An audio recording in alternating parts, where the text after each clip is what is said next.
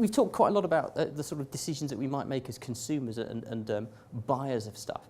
Let's have a little think about the sort of decisions that we might make as suppliers of stuff.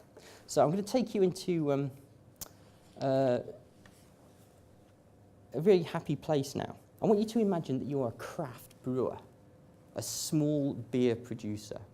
Now, you've opened a small brewery in your garage, second-hand kit, very trendy, trying to turn your hobby into a livelihood.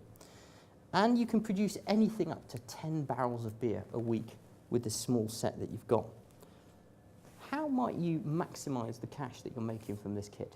What would you do to maximise your income? Reinvest. You could reinvest? But even before that? Sell for the highest price possible. Definitely sell for the highest price possible, as long as it's the right price, because there's only one right price, as we saw. Go to, yeah, you can certainly try and sell for the best possible thing, but even simpler than that, what you could do is simply sell more stuff. So let's imagine that this is your cost spreadsheet. You've got volume of barrels down the left-hand side. Your fixed costs is the next column. So it costs you £1,000 a week just to run your kit and pay yourself a salary. You've got a variable cost coming in, that's your ingredients basically in your packaging. So the more you produce, the more your variable cost is going to go up. And there's your total cost. So what you've got there is economy of scale, haven't you? The more you produce, the further you can spread your fixed costs. And therefore, of course, the lower your unit cost becomes. So it makes perfect sense, doesn't it? To move from, say, 2 barrels a week, which is going to make you £600, which is going to cost you £600, down to 5 barrels a week. Because at that point, you've actually halved your cost per barrel, haven't you? So, presumably, it's a no-brainer to move from 2 to 5 per week. Would everybody make that decision? Yeah, I think that makes perfect sense, doesn't it? Does it make sense to move from 5 to 10? Not necessarily. Why not? Yeah. So what you get, in fact, is diseconomy of scale beyond a certain point. Yeah, absolutely. So let's say you move from 5 to 10. Maybe you've got to start employing more people.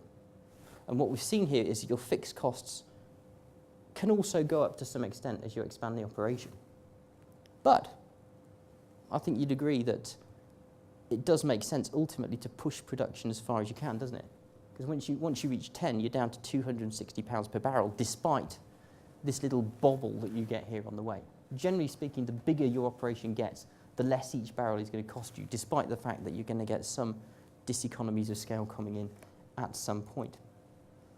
Or putting it another way, your marginal cost of production is going to go down. So the cost of producing each additional barrel is going to fall away.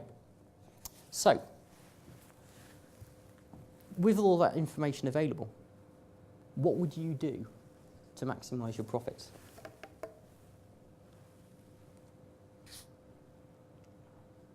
Would you produce 5 or 10?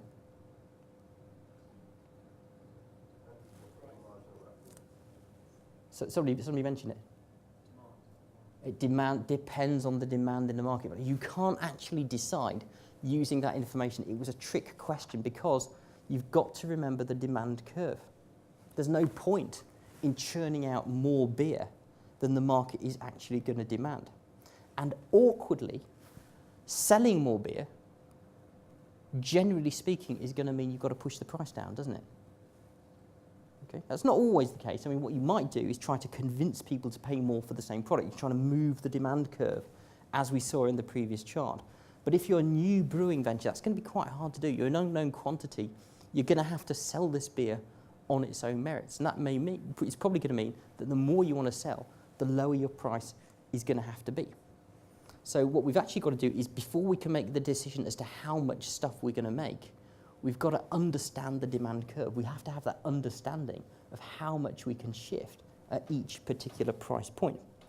So what we're doing here is combining both sets of data. And what you can see is actually, surprisingly, The correct decision is only to make 5.